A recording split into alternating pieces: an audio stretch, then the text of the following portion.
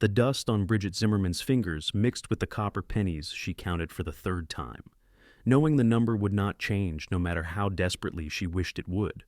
She stood at the counter of Porter's General Store in Elko, Nevada, in the spring of 1878, staring at the 3 loaves of bread behind the glass case, while her stomach twisted with the mathematics of survival.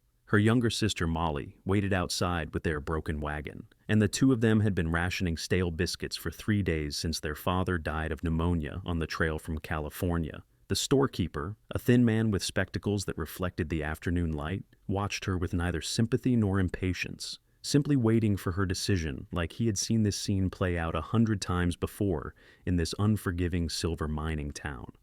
"Just 1 loaf," Bridget said quietly, pushing the pennies across the scarred wooden counter.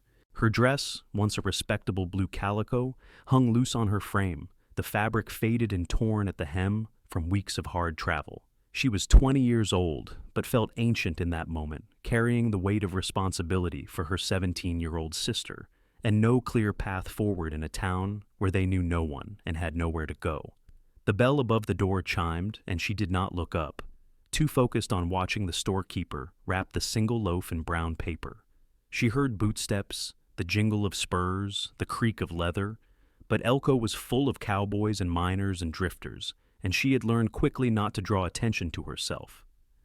"Those 3 loaves there," a voice said, deep and clear, with the accent of someone who had grown up under open skies. "I will take them all." Bridget glanced sideways and saw a tall man in his mid-20s standing beside her at the counter. He wore a dusty brown Stetson pushed back on his head, revealing dark hair and eyes the color of strong coffee. His face was tanned from long days in the sun, with a strong jaw and a nose that looked like it had been broken once and healed slightly crooked. A red bandana hung around his neck, and his clothes, though worn, were clean and well-maintained. A gun belt sat low on his hips, the holster tied down in the manner of someone who knew how to use it. "That is 4 loaves total then, Mr. Donovan," the storekeeper said, apparently recognizing the cowboy. "No," the man Donovan said, his eyes on Bridget now, with an intensity that made her breath catch. "The lady already bought 1. I am buying 3 more, for her." Bridget felt heat rush to her face. "I cannot accept charity. Not asking you to?" He turned his full attention to her, and she saw kindness in those dark eyes, along with something else she could not quite name. "I am buying a week's worth of bread, and you are going to pay me back." "I do not have the money," she said, hating the tremor in her voice, hating the vulnerability of admitting it out loud. "Did not ask for money." His mouth curved into a smile, not mocking, but genuinely warm. "Pay me with a smile." The storekeeper made a small noise, perhaps surprised or amused, but Bridget could only stare at this stranger who had just offered her more kindness than she had encountered in months. Her eyes burned with sudden tears she refused to let fall. Pride warred with desperation, and desperation won because Molly was waiting outside, hungry and frightened, and they needed food more than Bridget needed to protect her dignity. "A smile," she repeated. "That is the price," he confirmed. "Seems fair to me.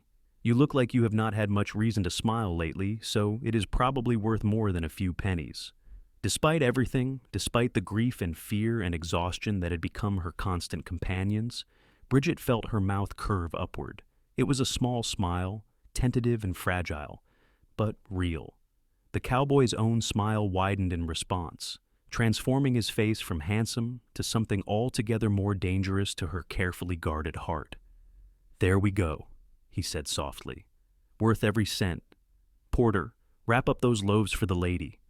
"I should not accept this," Bridget said, but her hands reached for the package the storekeeper prepared anyway, because she was practical above all else, and Molly needed to eat. "You just paid for it fair and square," Donovan said. "Though, if it makes you feel better, I am new in town myself, just signed on at the Silver Creek Ranch north of here. Could use a friend in Elko, and helping someone seems like a good way to start." "You are a ranch hand?" The words came out before she could stop them, and she flushed again at how forward the question sounded. "Cowboy born and raised," he confirmed. "Tristan Donovan, originally from Texas, though I have been moving around since the war ended. You?" "Bridget Zimmerman. My sister Molly and I came from California with our father, but he—" She could not finish the sentence, her throat closing around the words. Understanding dawned in Tristan's eyes, along with sympathy that did not feel pitying. "I am sorry for your loss. That is a hard trail to travel." "We made it to Elko at least," she said, though the accomplishment felt hollow. They had arrived in town with a broken wagon, a dying horse they'd had to sell for almost nothing, and only the clothes on their backs plus a few possessions in a battered trunk. "Where are you staying?" Tristan asked. "We have a room at the boarding house on 5th Street. Mrs. Kellerman was kind enough to let us have it for a few days while we figure things out." The truth was they had enough money for perhaps 2 more nights, and then they would be on the street unless Bridget found work, which seemed unlikely in a town where respectable jobs for women were scarce, and the alternative was unthinkable. Tristan nodded slowly, his eyes thoughtful. "Mrs. Kellerman runs a decent place. She might know of work if you're looking. The town is growing with the mines, lots of families moving in." "I can sew, clean, cook reasonably well," Bridget offered, though speaking of her skills to a stranger made her feel like she was begging. "Molly is good with numbers and reading. Our father believed in education for daughters as well as sons." "Smart man," Tristan said. "I will ask around at the ranch. The foreman's wife sometimes needs help with the cooking during roundup season, and I know some of the families in town. You do not have to do that." But even as she protested, hope flickered in her chest like a candle flame in the wind. "I know I do not have to," he said. "Want to. That smile you gave me, worth more than bread, worth a little effort to see it again." The bell above the door chimed as another customer entered, breaking the strange intimacy of the moment. Bridget clutched the package of bread to her chest, suddenly aware of how long she had been standing there, talking to this cowboy who had appeared like an answer to a prayer she had been too tired to voice. "Thank you, Mr. Donovan," she said formally. "You have been very kind." "Tristan," he corrected. "And you are welcome, Miss Zimmerman. I hope to see you around town." She nodded and turned to leave, but at the door she glanced back. He was watching her with that same intent expression. And when their eyes met, he touched the brim of his hat in a gesture that was both respectful and somehow intimate. Her heart, which she had thought too bruised for such foolishness, skipped a beat. Outside, the afternoon sun was bright and hot, typical for Nevada, even in spring. Molly sat on the steps of the general store, her blonde hair limp under a bonnet that had seen better days. She looked up anxiously when Bridget emerged. "Did you get the bread?" Molly asked, her blue eyes huge in her thin face. "I got 4 loaves, Bridget said, still processing what had just happened. 4, but we only had enough for 1. A cowboy bought the rest, said I could pay him with a smile." The words sounded ridiculous spoken aloud, like something from a dime novel rather than real life. Molly's eyes widened further. "A cowboy bought you bread? Was he awful? Did he want something terrible in return?" "No," Bridget said quickly, understanding her sister's fear because she had harbored the same suspicion initially. "He seemed genuinely kind. Said his name was Tristan Donovan, that he just arrived in town to work at the Silver Creek Ranch." "That is the big cattle operation north of here," Molly said. She had always been good at collecting information, at listening to conversations and remembering details. "I heard some men talking about it at the boarding house. They run thousands of head of cattle and are looking to expand." "He said he might ask around about work for us," Bridget said, helping Molly stand. Her sister's legs were weak from hunger and grief, and Bridget felt a fresh surge of determination. They would survive this. They had to. The boarding house was a 10-minute walk from the general store, through streets that alternated between respectable businesses and rougher establishments that catered to miners and cowboys looking to spend their pay. Bridget kept her eyes forward and her grip tight on Molly's arm, aware of the stares they attracted as 2 young women alone. Elko was not as lawless as some frontier towns, but it still had an edge of danger that put her constantly on alert. Mrs. Kellerman was a widow in her 50s who ran her boarding house with firm rules and a surprisingly soft heart. She looked up from her mending when Bridget and Molly entered the front parlor. "You found food?" Mrs. Kellerman observed, her sharp eyes taking in the package. "A cowboy at the general store bought us bread," Bridget said, deciding honesty was the best policy. Mrs. Kellerman seemed like the type who would hear the story anyway through the town gossip. "Which cowboy?" Mrs. Kellerman asked, setting aside her mending. "Tristan Donovan. He said he is new in town, working at Silver Creek Ranch." Something shifted in Mrs. Kellerman's expression, a softening around her eyes. "I know of him. Arrived last week. Been staying in the bunkhouse at the ranch. Jake Parsons, the foreman, speaks well of him, says Donovan is a hard worker and good with horses. Relief washed through Bridget, the fact that Mrs. Kellerman knew of Tristan and did not immediately warn them away, felt like validation that her instinct to trust him had been correct. He mentioned asking around about work for us, Bridget ventured. Mrs. Kellerman studied her for a long moment. I have been thinking about your situation, she said finally. I could use help with the cleaning and cooking here at the boarding house. I am not as young as I used to be, and my knees give me trouble with the stairs. It would not pay much, but it would cover your room and board, plus a small wage. Bridget felt tears sting her eyes again. Mrs. Kellerman, that would be practical, the older woman interrupted. For both of us. Your sister can help with the lighter tasks and perhaps run errands. I will need you to start tomorrow morning, early. Breakfast for the boarders is at 6. We will be ready, Bridget promised. Thank you. You do not know what this means to us. I have some idea, Mrs. Kellerman said dryly. I was a young widow once myself, before I built this place up. The West is hard on women alone, but it also offers opportunities if you are willing to work for them. That night, Bridget and Molly split the bread, eating slowly to savor every bite. Their room was small but clean, with a single window that looked out on the street and 2 narrow beds with quilts that smelled of lavender. After Molly fell asleep, exhausted by the day's emotions, Bridget lay awake thinking about the cowboy with the kind eyes who had bought them bread and asked only for a smile in payment. She wondered if she would see him again, and whether the flutter in her chest at the thought was foolish or simply human. She wondered what kind of man offered such kindness to strangers, and whether that kindness was genuine or the prelude to expectations she could not meet. But mostly, she thought about the way he had looked at her, like she was someone worth seeing, worth helping, worth remembering. The next morning, Bridget woke before dawn and dressed in her other dress, a gray cotton that was slightly less worn than the blue. She braided her dark hair tightly and went downstairs to begin work. Mrs. Kellerman was already in the kitchen, showing her where everything was kept and explaining the morning routine. We have 8 boarders currently, Mrs. Kellerman said, all men, mostly miners, and a couple of clerks from the assayer's office. They will expect eggs, bacon, biscuits, and coffee. Lots of coffee. Bridget threw herself into the work with determination, grateful for the distraction and the purpose. She cooked breakfast while Mrs. Kellerman set the dining room table, and when the boarders came down, she served them with quiet efficiency. The men were polite enough, though a few stared too long, and she was relieved when the meal ended and they left for their various jobs. You did well, Mrs. Kellerman said, surveying the empty plates. Now comes the cleaning. Mondays we change all the linens and scrub the floors.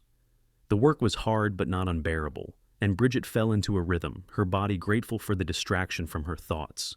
Molly helped where she could, carrying linens and fetching water, and by midday they had made good progress. Bridget was carrying a basket of dirty sheets down the back stairs when she heard Mrs. Kellerman call her name. She set down the basket and hurried to the front parlor, where Mrs. Kellerman stood with a visitor. Tristan Donovan filled the doorway, his hat in his hands, looking somehow larger in the confines of the boarding house than he had in the general store. He smiled when he saw Bridget, a warm, genuine expression that made her heart skip again. Miss Zimmerman, he said, I hope I'm not interrupting. Not at all, she managed, very aware of her work dress and the strand of hair that had escaped her braid. I spoke with Jake Parsons, the foreman at Silver Creek, Tristan said. His wife Martha could use help with the cooking and laundry. They are preparing for spring roundup, and she is expecting their 3rd child, having trouble keeping up with everything. It would mean coming out to the ranch, but they have a small cabin you and your sister could use, and the pay would be decent. Bridget glanced at Mrs. Kellerman, uncertain. I just started working here. And you are doing fine work, Mrs. Kellerman said, but the Silver Creek position would be steadier and pay better. I can manage until I find someone else. I do not want to leave you in a difficult position, Bridget protested. You would be leaving me in the same position I was in last week, Mrs. Kellerman said practically. This is a good opportunity, Bridget. Take it. Bridget looked at Tristan, who watched her with patient eyes. Why are you doing this? She asked. You do not know us. We are strangers. Everyone is a stranger until they are not, he said simply. And I know enough. I know you are trying to take care of your sister. I know you have had a hard time of it. I know you paid me with a smile yesterday, and that is worth helping if I can. What do you get out of it? She needed to understand, to find the catch, because in her experience, people rarely helped without expecting something in return. Tristan was quiet for a moment, his expression thoughtful. Maybe just the knowledge that I helped, maybe the chance to see you smile again. Maybe I am tired of being alone and think you might be too, and this is a way to change that for both of us. Is that honest enough? It was almost brutally so, and Bridget found herself nodding before she fully processed the decision. We will take the position. When does Mrs. Parsons need us to start? Tomorrow, if possible, Tristan said. I can drive you out in a wagon. The ranch is about an hour north of town. We will be ready, Bridget said. After Tristan left, promising to return the next morning, Mrs. Kellerman looked at Bridget with knowing eyes. That is a good man, she said. Rare to find one who offers help without strings attached. You think there are no strings? Bridget asked. Oh, there are strings, Mrs. Kellerman said with a slight smile. But the kind you might want. He is interested in you, clear as day. Question is whether you are interested back. Bridget did not answer, but that night as she packed their few belongings, she found herself thinking about Tristan Donovan more than was probably wise. She thought about his smile, his kindness, the way he had looked at her like she mattered, and she thought about the flutter in her chest that had nothing to do with fear and everything to do with possibility. The next morning dawned clear and bright, the sky that particular shade of blue that seemed unique to Nevada. Tristan arrived with a sturdy wagon and a team of 2 horses, helping Bridget and Molly load their trunk and bundles. Mrs. Kellerman came out to see them off, pressing a package of food into Bridget's hands. For the journey, she said, and you come back to visit when you can. I want to hear how you are getting on. The ride to Silver Creek Ranch took them north through high desert country, the landscape dotted with sagebrush and occasional stands of juniper. Mountains rose in the distance, still topped with snow, despite the spring warmth. Tristan drove the wagon with easy confidence, pointing out landmarks and sharing stories about the area. The ranch has been here about 10 years, he explained. Started by a man named Horace Creek, who saw the potential for cattle with all the mining operations needing beef. He died 2 years ago, and his son Henry runs it now. Good man, fair boss. How long have you been a cowboy? Molly asked from the back of the wagon, her natural curiosity overcoming her shyness. Since I was about 15, Tristan said. Grew up on a small ranch in Texas, but after the war, things were hard. Lots of men were dead or broken, lots of ranches failing. I headed west looking for work and found I liked the moving around, seeing new country. Do you want your own ranch someday? Bridget asked. Maybe, Tristan said. Or maybe I just want a place to belong, some people to matter to. The dream changes depending on the day. She understood that, the way dreams shifted and reformed based on circumstances. A month ago, her dream had been to reach California with her father and sister, to build a new life there. Now her dream was simply to survive, to keep Molly safe, to find some small measure of peace after so much loss. The Silver Creek Ranch sprawled across a broad valley, with corrals and barns and a large main house built of logs and stone. Smaller buildings dotted the property, including bunkhouses for the hands and several cabins for married workers. Cattle grazed in the distance, hundreds of them, from what Bridget could see, and the whole operation had an air of prosperity and order that was reassuring. Tristan drove the wagon to a small cabin near the main house, and a woman emerged to greet them. Martha Parsons was in her late 30s, visibly pregnant, with brown hair pulled back in a practical bun, and a face that radiated warmth despite the obvious exhaustion in her eyes. You must be Bridget and Molly, she said. Tristan told us about you. Come in, let me show you the cabin and explain what I need. The cabin was small but well built, with 2 rooms including a bedroom, with 2 narrow beds and a main room with a stove, table, and chairs. Windows let in plenty of light, and the whole place had been recently cleaned. This was empty since the Hendersons moved to town last month, Martha explained. You are welcome to it as long as you work here. The job is mostly cooking and laundry, helping me keep up with feeding the ranch hands and my family. During roundup, we might have 20 men to cook for, so it gets busy. The pay is $30 a month plus your room and board. $30 was more than Bridget had dared hope for. That is very generous, Mrs. Parsons. Martha, please, and it is fair pay for hard work. Roundup starts in 2 weeks, so we have time to get you settled and familiar with the routine before things get crazy. She smiled at Molly. Your sister can help with the lighter tasks, and we have a school teacher who comes to the ranch twice a week to teach the children. You are welcome to join those lessons if you like." Molly's face lit up. "Really? I miss school." "Then it is settled." Martha turned to Tristan, who had been standing quietly by the door. "Thank you for bringing them, Tristan. This is going to be a tremendous help." "Happy to do it," Tristan said. He looked at Bridget. "I should get back to work, but I will see you around. The bunkhouse is just across the yard, so if you need anything, ask anyone where to find me." After he left, Martha showed them the main house kitchen where they would be working, the smokehouse, the root cellar, and the various outbuildings. The ranch was like a small, self-sufficient town, with everything needed to support the operation and the people who worked it. "We butcher our own beef, keep chickens for eggs, have a large garden in summer," Martha explained. "My husband Jake manages the cattle operation, and I manage the domestic side. With you helping, I might actually get to rest a bit before this baby arrives." Bridget settled into the work with relief, grateful for the structure and purpose. She and Molly woke early to help prepare breakfast for the ranch hands, cooked throughout the day, handled mountains of laundry, and fell into bed exhausted each night. But it was a good exhaustion, the kind that came from honest work and full bellies. And slowly the constant edge of fear that had defined their lives began to ease. She saw Tristan every day, though usually only in passing. He worked long hours with the cattle and horses, coming in for meals with the other hands, always offering her a smile or a quiet greeting. Sometimes in the evenings, if she was sitting on the cabin porch after the day's work was done, he would walk by and stop to talk for a few minutes, sharing stories about his day or asking about hers.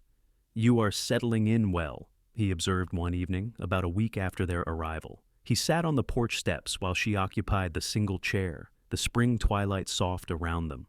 "Martha is wonderful to work for," Bridget said, "and it is good to have a routine again, to feel useful."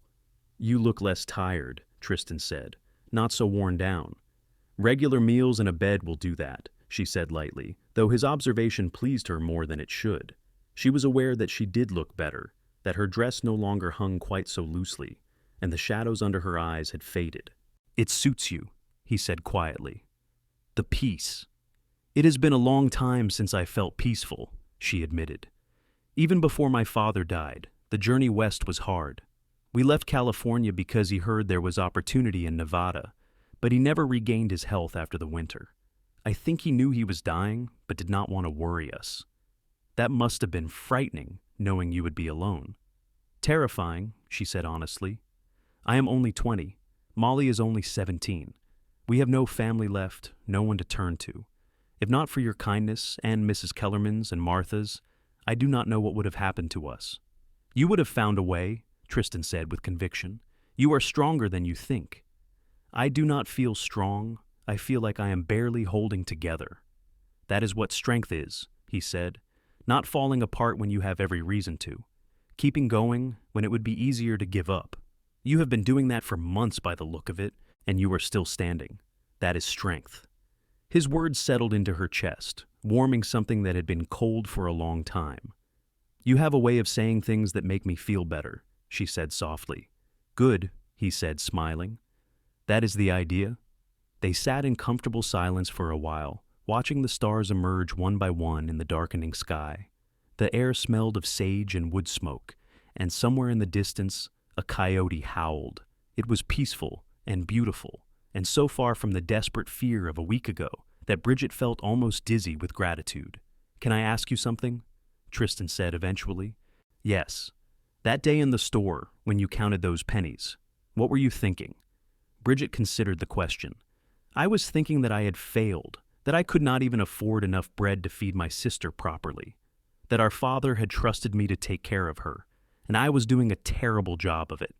And I was thinking that if something did not change soon, we were going to end up desperate in ways I did not want to consider." "And then I showed up and bought bread," Tristan said. "And then you showed up and bought bread and asked for a smile and somehow made me feel like maybe we would be okay after all." She turned to look at him, his profile outlined against the last light of day. "Why did you do it? The real reason?" He was quiet for a moment. "I saw you standing there, so focused on those pennies, and something in your face just got to me. You looked lost and scared and determined all at once. and I thought about how many times I have been in tight spots and wish someone would just offer a hand without making me feel small for needing it. So I did what I wish someone had done for me. Have you been in many tight spots? Enough, he said. I left Texas with $20 and a good horse. The horse threw a shoe and came up lame 3 days later, had to sell him for half what he was worth. I worked odd jobs for months, sometimes going hungry, sleeping rough, never quite sure where the next meal was coming from. Eventually I got good enough with cattle that ranches started hiring me on, but those early months, they were hard. I know what it is like to count pennies and come up short. I am sorry you went through that. Made me who I am, he said simply. Taught me to help when I can, because you never know when you might need help yourself. She wanted to reach out and touch his hand, to make some gesture of connection, but she held back, uncertain of the boundaries. They were employer and employee technically, though Martha employed her, and Henry Creek employed Tristan. But more than that, they were two people circling around, something neither of them had quite named yet, and she was afraid of moving too fast and breaking the fragile connection between them. I should go in, she said reluctantly, as the last light faded and the stars grew bright. Early morning tomorrow. Always an early morning on a ranch, Tristan agreed, standing. Sleep well, Bridget. You too, Tristan. She watched him walk away toward the bunkhouse, his long stride confident even in the dark, and felt something shift inside her chest. It was too soon to call it love, but it was definitely the beginning of something, and for the first time in months, she felt a flicker of hope that was not just about survival, but about possibility. The days flowed into a routine that was both exhausting and satisfying.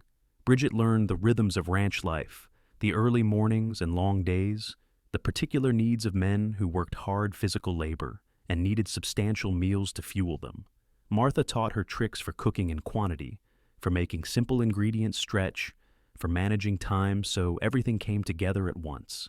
Molly thrived in the environment, helping with the cooking and attending the lessons the school teacher provided. She made friends with Martha's two older children, and the color came back to her face, along with the smile that Bridget had feared was lost forever. Tristan remained a constant presence, always respectful but clearly interested, finding small ways to help them settle in. He repaired a loose board on their cabin porch without being asked, left wildflowers in a tin can by their door one morning, helped Molly learn to ride one of the gentler horses on his day off. He is courting you, Martha observed one afternoon as they kneaded bread together in the main house kitchen. In case you have not noticed. I have noticed, Bridget admitted, feeling her cheeks warm. And how do you feel about it? I do not know, Bridget said honestly. He is kind and good, and I like spending time with him. But it feels too soon after losing my father, and too complicated with everything else going on. What if I am just grateful and mistaking that for something more? That is a fair question, Martha said. But from what I have seen, the way you look at him is not just gratitude, and the way he looks at you, that man is halfway to being in love already. We barely know each other. Sometimes that is how it works, Martha said. Jake and I knew each other 3 weeks before he proposed. My parents thought we were crazy, but we have been married 15 years now, and I have never regretted it. When you know, you know. How did you know? Martha smiled, her hands still working the dough. I knew because when I was with him, everything felt right, like all the pieces of my life had been scattered and suddenly they came together and made sense. And I knew because when I thought about my future, I could not imagine it without him in it. Bridget thought about that as she worked, thought about how she had started to imagine a future again, something beyond just surviving day to day. And when she tried to picture that future, Tristan was always in it, his smile, his quiet strength, his way of making her feel seen and valued. Spring roundup began 2 weeks after their arrival, and the ranch transformed into controlled chaos. Extra cowboys were hired on for the season, swelling the ranks to 20 men who needed to be fed 3 substantial meals a day, plus snacks and endless coffee. Bridget and Molly worked alongside Martha from before dawn until after dark, cooking, baking, washing dishes, preparing food for the next meal, almost as soon as the current one was finished. It was exhausting, but also exhilarating in its way, being part of something larger, contributing to the success of the operation. The cowboys were appreciative of the good food, always polite, and Bridget found herself taking pride in sending them out well-fed to face the hard work of gathering and branding cattle. Tristan was gone for long stretches during roundup, riding out before dawn and sometimes not returning until after dark. When she did see him, he was covered in dust and exhausted, but he always had a smile for her, always stopped to exchange a few words even when he was clearly dead on his feet. "How are you holding up?" he asked one evening when he came in late for a reheated dinner. The other hands had already eaten and gone to bed, and the kitchen was quiet except for the two of them. "I am fine," Bridget said, setting a plate of beef, potatoes, and bread in front of him. "Tired, but fine. How about you?" "Same," he said, digging into the food with the appetite of a man who had been in the saddle for 14 hours. "This is delicious, by the way. You are a good cook. Martha taught me most of what I know. I was adequate before, but she has real skill." "You are being modest," Tristan said. "I have eaten at a lot of ranch kitchens, and this is one of the best." She sat down across from him with a cup of coffee, allowing herself a moment of rest. They had finished cleaning up after dinner hours ago, but she had waited to make sure the late riders had food, and she was glad now for the chance to talk to him without an audience. "I wanted to thank you again," she said, "for everything you have done for us. We would not be here without you." "You already thanked me," Tristan said. "Multiple times. You do not owe me anything, Bridget." "I owe you a great deal, but that is not really what I wanted to say." She took a breath, gathering courage. "I wanted you to know that I am glad we met. Not just because you helped us, but because I like you. I like talking to you and seeing you and the way you make me feel like things might actually work out all right." Tristan set down his fork, giving her his full attention. "I am glad we met too," he said quietly. "More glad than I can probably express without sounding like a fool." "You could try," she said, surprising herself with the boldness. He smiled, that warm, genuine smile that made her heart skip. "All right.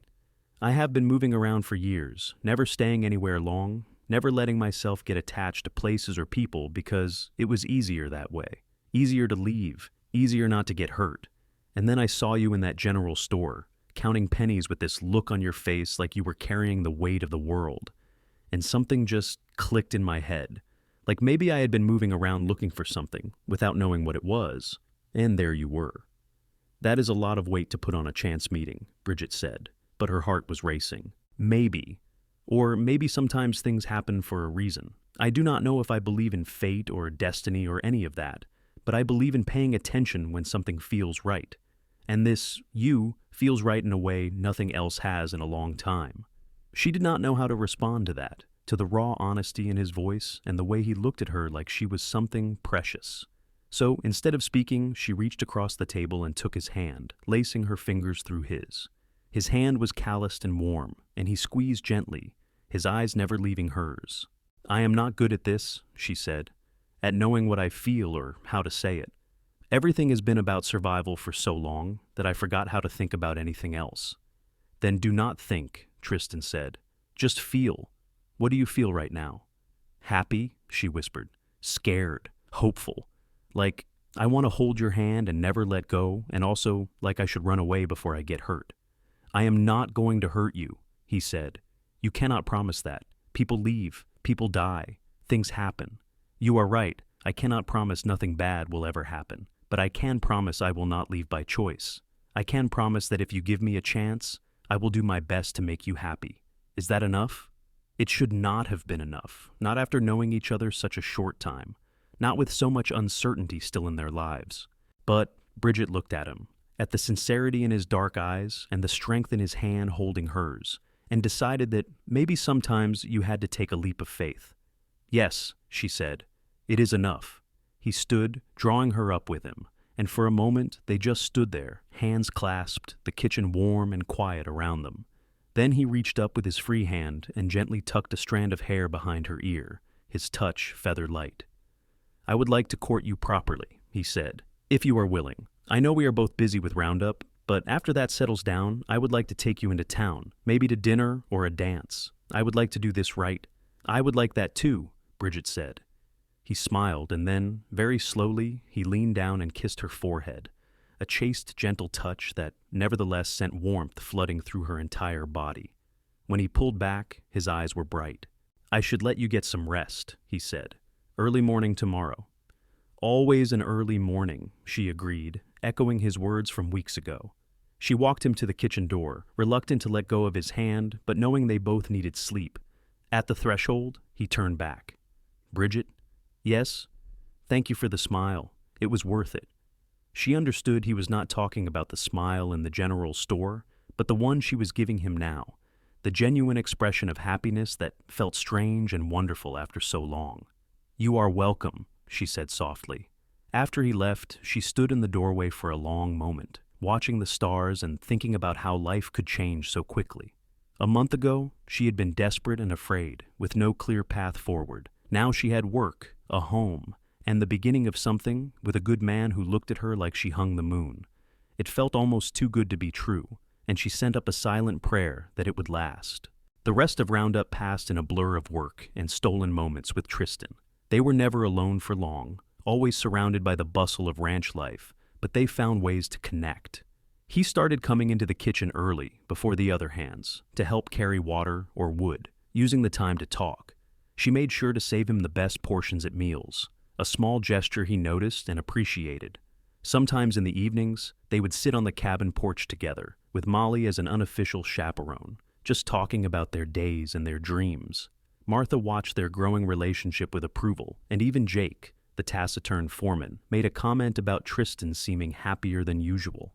"That cowboy is smitten with you," Martha told Bridget one afternoon, "and unless I am badly mistaken, you are smitten right back." "Is it too fast?" Bridget asked. "We have only known each other a month."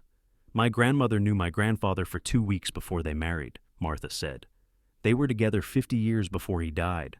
Time is not always the measure of connection. Sometimes you just know." "That is what you said before." "Because it is true. Do you love him?" The question caught Bridget off guard, forcing her to examine feelings she had been trying not to name. But the answer, when she found it, was surprisingly clear. "I think I do," she said slowly. "Or, I am falling in love with him, at least. Is that possible this fast?" "Absolutely," Martha said. "Love does not follow a schedule, and from what I see, he feels the same way." Roundup ended in early May with a celebration that involved music, dancing, and enough food to feed an army. The ranch hands who had been hired on temporarily were paid, and most drifted off to other jobs, leaving the core crew of permanent workers. The atmosphere relaxed, the pace of work slowing to something more sustainable, and Bridget found herself with occasional free time for the first time since arriving at the ranch. True to his word, Tristan asked her to accompany him to town the following Saturday. He borrowed the ranch wagon, helped Bridget and Molly into the seat, and drove them to Elko, where they visited the general store, had dinner at the hotel restaurant, and walked the main street as the sun set. It felt strange and wonderful to be out socially, to be courted openly, to have Tristan offer his arm as they walked and treat her like she was someone special. Other people noticed, offering greetings and friendly nods, and Bridget realized they were being accepted as a couple by the community. "Do you mind people knowing?" Tristan asked as they waited outside the general store, while Molly shopped for thread and buttons with the small allowance Bridget had given her. "Mind what?" "That we are courting, that they see us together and make assumptions." "I do not mind," Bridget said honestly. "Do you?" "Not even a little bit. I am proud to be seen with you." He said it matter-of-factly, without embarrassment, and she felt that now familiar flutter in her chest. "You are going to spoil me with all these compliments," she said lightly. "Good. You deserve to be spoiled after everything you have been through." They collected Molly and drove back to the ranch as twilight deepened into night, the horses moving at an easy pace, the air soft and warm with late spring. Molly fell asleep against Bridget's shoulder, and Tristan reached over to take Bridget's hand, threading their fingers together. "I had a good time today," he said quietly. "So did I. Can we do it again? Maybe just the two of us next time? I like your sister, but I would like some time alone with you." "That can be arranged," Bridget said, her pulse quickening at the thought. "Martha has offered to watch Molly any time." "Good." He squeezed her hand gently. "Because I have things I want to say to you, and I would rather not have an audience." "What kind of things?" "The kind that should be said in private," he said, but he was smiling and she could hear the affection in his voice. They made plans for the following week, and Bridget found herself counting down the days with an anticipation that felt youthful and exciting. She was falling in love, she realized. truly deeply falling in love in a way she had never experienced before. It was terrifying and wonderful and utterly consuming. The promised day arrived with clear skies and warm sunshine. Tristan borrowed horses instead of the wagon, and they rode out from the ranch into the surrounding hills, following a trail that led to a meadow full of wildflowers with a view of the distant mountains. "I found this spot last week," Tristan said, as they dismounted and let the horses graze. "Thought you might like it." "It is beautiful," Bridget said, turning in a slow circle to take in the riot of color, the flowers painting the landscape in shades of purple, yellow, and white. They sat on a flat rock overlooking the meadow, and for a while they were quiet, just enjoying the peace and beauty of the place. Then Tristan took her hand, his expression serious. "I need to tell you something," he said. Her heart skipped. "All right." "I am in love with you," he said simply. "I know it is fast, and I know we are still getting to know each other, but I am sure of what I feel. You are the first thing I think about when I wake up, and the last thing I think about before I sleep. You make me want to be better, do better, build something lasting, and I need you to know that so you understand where I am coming from with what I ask next." "What are you going to ask?" Her voice came out breathless. "Nothing yet," he said with a slight smile. "I am not proposing if that is what has you looking so panicked. We are not there yet, and I know you need time. But I wanted you to know my intentions are serious, that I am courting you with the hope that someday, when you are ready, we might build a life together, and I wanted to know if you are open to that possibility." Relief and joy flooded through her in equal measure. "I am open to it," she said. "More than open. I love you too, Tristan. I did not want to say it first in case I was misreading things, but I do. I love you." His smile was like the sun breaking through clouds. "Say it again." "I love you," she repeated, laughing at the pure happiness on his face. "I love you, Tristan Donovan." He pulled her close, wrapping his arms around her, and she melted into the embrace, feeling safe and cherished and home in a way she had not felt since before her father died. They stayed like that for a long moment, just holding each other in the flower-filled meadow with the mountains watching over them. When they finally pulled apart, Tristan cupped her face in his hands, his thumbs brushing her cheekbones. "Can I kiss you?" he asked. "Yes," she whispered. He kissed her gently, reverently, like she was something precious and fragile. Bridget had been kissed before, clumsy attempts by boys back in California, but nothing that felt like this. This was warmth and tenderness and the promise of more. And when they broke apart, she felt like she was glowing from the inside out. "I have been wanting to do that for weeks," Tristan admitted, his forehead resting against hers. "You should have," Bridget said. "I would not have objected. I wanted to do this right, to court you properly, show you respect. You have shown me nothing but respect since the day we met. You can also show me affection." He grinned and kissed her again, less gently this time, and she responded in kind, her hands fisting in his shirt to pull him closer. The world narrowed to just the two of them, the feel of his mouth on hers, the strength of his arms around her, the thundering of her heart against her ribs. When they finally broke apart, both breathing hard, Tristan laughed, the sound full of joy. "You are going to be the death of me, Bridget Zimmerman." "I certainly hope not. I have plans for you." "Oh? What kind of plans?" "The long-term kind," she said, feeling bold and happy and more alive than she had in years. "The kind that involve growing old together." "I like those plans," he said softly. "I like them very much." They stayed in the meadow until late afternoon, talking about everything and nothing, making plans and dreaming dreams. Tristan talked about his hope to eventually save enough to buy land, maybe start a small ranch of his own. Bridget talked about wanting Molly to finish her education, maybe become a teacher. They talked about family and loss and hope in the future, building a foundation of understanding and trust. Riding back to the ranch as the sun set, Bridget felt a contentment she had not known was possible. Her father's death would always be a sorrow she carried, but alongside that sorrow now was joy, was love, was the promise of a future worth living. The summer passed in a haze of work and courtship. Bridget continued helping Martha, who grew larger with her pregnancy and increasingly grateful for the assistance. Molly thrived, growing stronger and more confident, making friends among the other children on the ranch. And Bridget and Tristan grew closer, spending every spare moment together, learning each other's rhythms and quirks and dreams. They took rides into the hills when time allowed, sometimes with Molly along, but often just the two of them, stealing kisses in meadows and by streams. They attended the church services that a traveling preacher held monthly in town, sitting together in the borrowed barn that served as a meeting house. They talked about everything under the sun and moon, building intimacy through shared thoughts and feelings. In August, Martha went into labor, and Bridget assisted the midwife through the long night as Martha brought a healthy baby girl into the world. Watching the new family, seeing Jake's face as he held his daughter for the first time, seeing the love that filled that room, Bridget felt a longing so intense it was almost painful. She wanted that, wanted a family of her own, wanted to build something lasting with Tristan.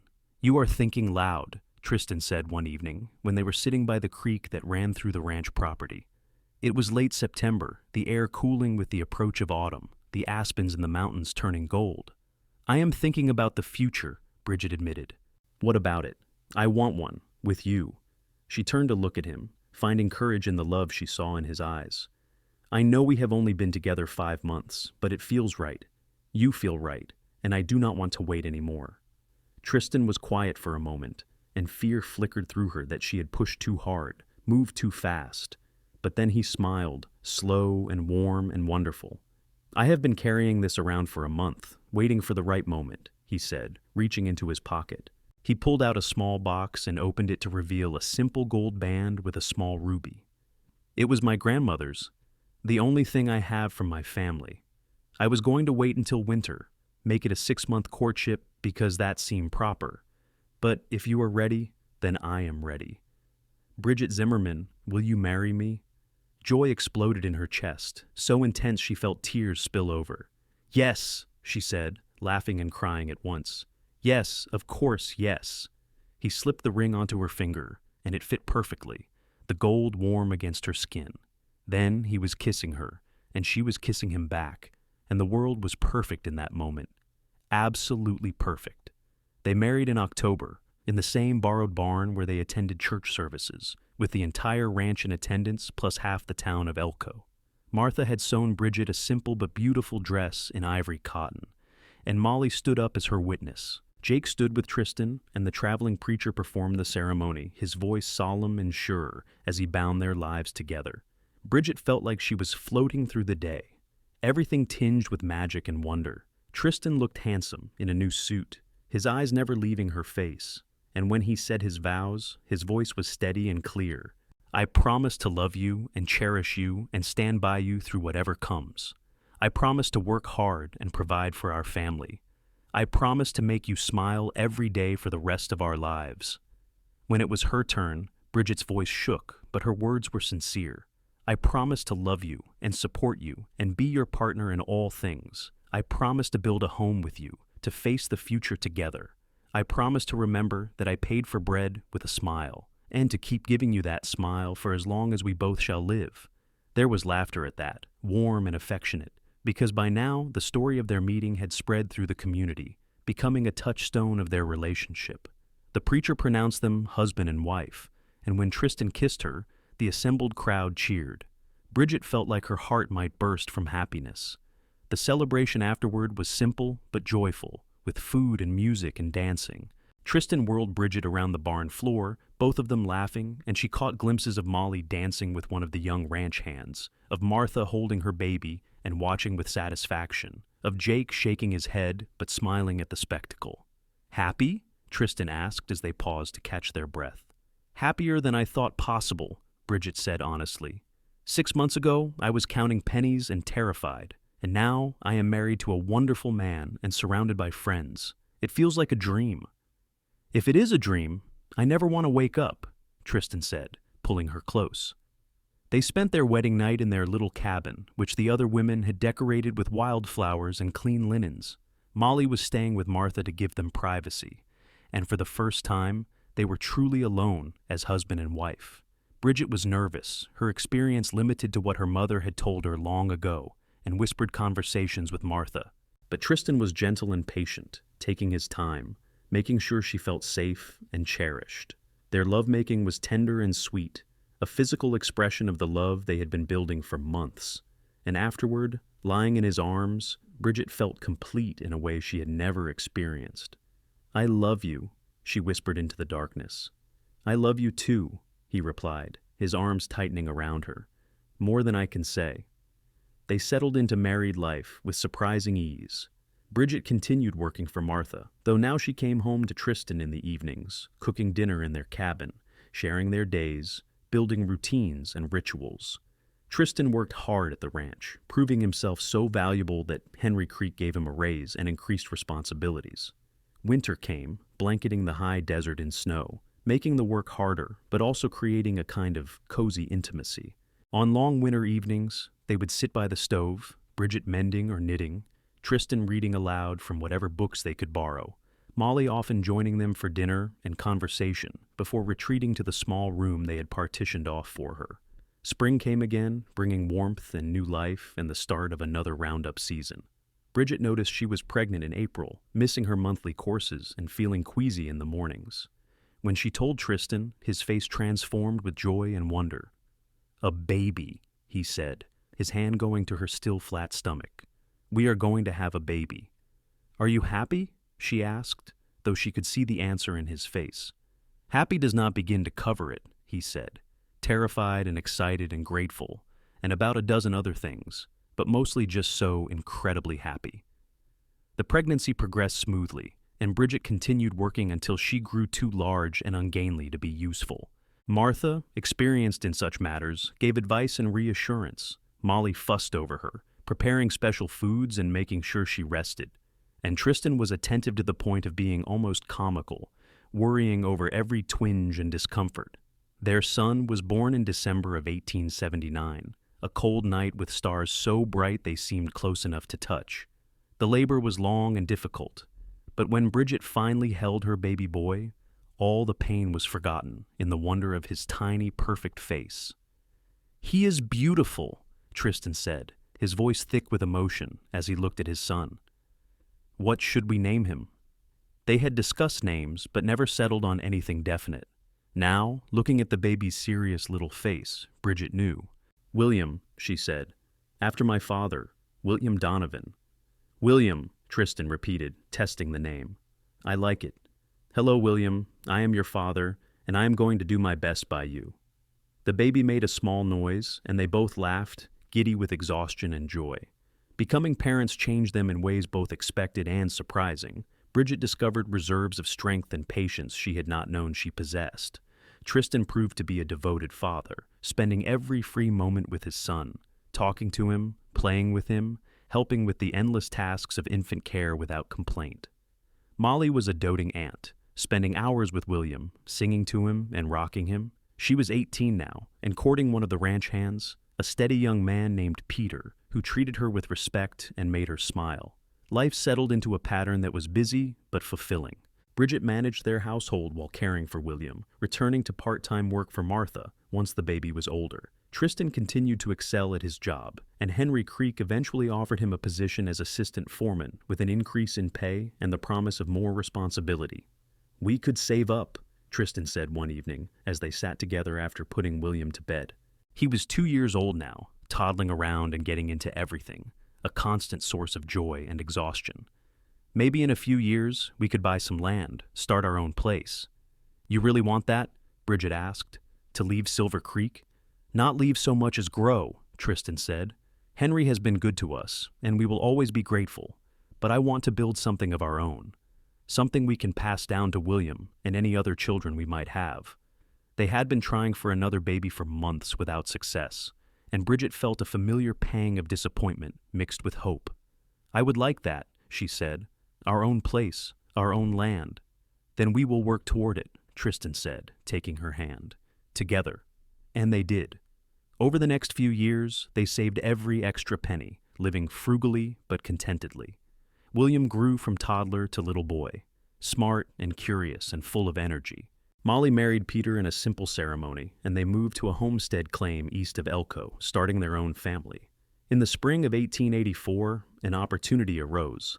A small ranch about 10 miles from Silver Creek came up for sale, just 300 acres with a modest house and barn, but with good water and grazing. The owner had died, and his widow was moving back east to live with family. Tristan and Bridget scraped together every dollar they had saved, combined it with a loan from Henry Creek, and bought the property. It was terrifying and exhilarating, this leap into ownership, into building something that was truly theirs. They moved in May, packing their possessions into a wagon and saying emotional goodbyes to Martha and Jake and everyone at Silver Creek. The ranch they had bought needed work, the house requiring repairs and the fences needing mending, but it had good bones and potential. "What should we call it?" Bridget asked as they stood looking at their new home, William playing in the grass at their feet. Tristan thought for a moment, then smiled. "Smile Ranch," he said, "because you paid for bread with a smile, and that smile bought us this whole life together." Bridget laughed, feeling tears of joy on her cheeks. "Smile Ranch it is." They threw themselves into the work of building up the ranch. Tristan proved to be a skilled cattleman, buying a small starter herd and carefully managing its growth. Bridget ran the household, planted a large garden, learned to make butter and cheese to sell in town. William helped where he could, already showing signs of his father's way with animals. The first few years were hard, with long hours and tight budgets and constant worry about weather and cattle prices and all the things that could go wrong with a small operation. But they were happy, building something together, watching their dream take shape acre by acre, cow by cow. In 1885, Bridget discovered she was pregnant again. This time the pregnancy was easier, and in early 1886, she gave birth to a daughter they named Sarah, after Tristan's mother. William, now 6 years old, was thrilled to have a sister, treating her with surprising gentleness for such a young boy. The ranch grew slowly but steadily. Tristan's reputation as an honest dealer and skilled rancher spread, and they were able to increase their herd. They hired on help during busy seasons, usually young cowboys who reminded Bridget of Tristan when she first met him, and she always made sure they were well fed and fairly treated. Molly and Peter prospered on their homestead, eventually having 4 children who were frequent visitors to Smile Ranch. Martha and Jake remained friends, stopping by when they came to town, always marveling at how much William and Sarah had grown. The years passed in the way of ranch life, marked by seasons and roundups, by births and deaths, by hard work and small triumphs.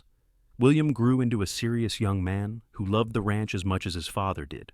Sarah proved to be bright and independent, insisting on learning everything her brother learned, refusing to be limited by being a girl. In 1895, Bridget discovered she was pregnant again at 37, a surprise after nearly a decade since Sarah's birth. Tristan worried about her age, but the pregnancy progressed well, and in early 1896, she gave birth to another son, whom they named Thomas, after Tristan himself. "We are starting over," Bridget said, holding the baby, while William and Sarah, now 10, peered at their new brother with curiosity. "Raising another child when I thought we were done." "Is that a bad thing?" Tristan asked, his arm around her shoulders. "Not at all," she said, smiling. "Just unexpected, like everything else about our life together." Thomas proved to be a handful, full of energy and mischief, keeping them young in spirit if not in body. By the time he was 5, William was 20, and working the ranch alongside Tristan, proving himself a capable cattleman in his own right. Sarah, at 15, was teaching at the school in town 3 days a week, while still helping with the ranch work. The new century arrived, bringing changes to Nevada and the West. The wild frontier that Bridget and Tristan had known was fading, replaced by towns and railroads and the slow march of civilization. But Smile Ranch remained, a constant in a changing world, passed from one generation to the next. In 1908, William married a young woman named Charlotte from town, and they moved into a house Tristan and Bridget built on the far end of the property. The next year, William and Charlotte had their first child, a daughter they named Bridget after her grandmother. "I am a grandmother," Bridget said, holding baby Bridget and marveling at the passage of time. "How did I get old enough to be a grandmother?" "You are not old," Tristan said, though his own dark hair was now thoroughly streaked with silver. "You are perfect, just like you were the day I saw you counting pennies in that general store." "That was 30 years ago," Bridget said. 30 years. Can you believe it?" "Best 30 years of my life," Tristan said, kissing her forehead just as he had that night in Martha's kitchen so long ago. "And I have no regrets. Not even one? Not even one. You paid me with a smile, and I got a whole life in return. That is a bargain I would make again in a heartbeat." She leaned against him, both of them watching as their granddaughter slept in her arms, and felt a contentment so deep it was almost overwhelming. Their life had not been easy, but it had been good. They had built something lasting, something that would continue after they were gone. Sarah married in 1910 to a doctor from Elko, a kind man who supported her desire to continue teaching. They had 2 children in quick succession, and suddenly Bridget and Tristan's house was full of grandchildren and noise and laughter whenever the families gathered. Thomas, growing up around his nieces and nephews, proved to be a natural with children. And when he was 19, he left the ranch to attend normal school, determined to become a teacher like his sister. Tristan and Bridget supported his decision, though they missed having him around. "Our children are all finding their own paths," Bridget said one evening as she and Tristan sat on the porch of the house they had built together. They were in their 60s now, still active but slower, content to let William manage most of the day-to-day ranch operations, while they enjoyed a quieter pace. "They are good paths," Tristan said. "We raised them well. We did our best. More than that, look at them. William is a fine rancher, Sarah is teaching the next generation, Thomas is following his dreams, and they are all happy. What more could we ask for?" "Nothing," Bridget said. "Absolutely nothing." They sat in comfortable silence, watching the sunset paint the Nevada sky in shades of orange and pink and purple. The ranch spread out before them, the cattle grazing in the distance, the fields they had cultivated, the home they had built. Smile Ranch had become exactly what they had dreamed, a legacy for their children and grandchildren. "Do you ever think about that day?" Tristan asked. "In Porter's General Store?" "All the time," Bridget admitted. "I was so scared, so certain I had failed. And then you appeared and bought bread and asked for a smile, and everything changed." "You changed everything," Tristan corrected. "That smile you gave me, it was worth waiting my whole life for. It led me here, to this life, to you, to all of this. So, thank you for that smile, Bridget. Thank you for taking a chance on a cowboy who had nothing to offer but kindness and a few loaves of bread."